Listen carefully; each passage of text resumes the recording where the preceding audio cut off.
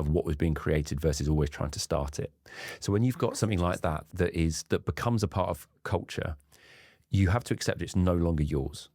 So once it's out there, once it's being talked about on social media, you can't control that anymore. You have to go with it. So that is quite an uncomfortable place to be for a lot of marketers, because marketers, particularly back then, were used to one-way control of message. Obviously now that's people realise that doesn't really work. But back then, we're talking 10 years ago, still quite early days of that. So actually, it meant we had to get very good at accepting that we start a fire, pop something out there, let it go, and then go with it. We no longer control that anymore.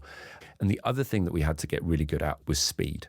Because with ITV, previously I've been working on drama. Dramas can be years in the production, and then the marketing, you take your time, it's a nice lead up, it goes out, people watch it and you move on. Whereas with Love Island, you've got a show going out every single day and people are talking about it all day. You need a completely different model. You need an absolute engine of a social media team, and we had a fantastic team that were putting content out there. You need to be working incredibly seamlessly with the production team. So it was just a completely different way of working compared to the rest of ITV. But because ITV could see how massive, it was pretty much free reign. Like, as long as you don't get us, talked about in Parliament, crack. Yeah. And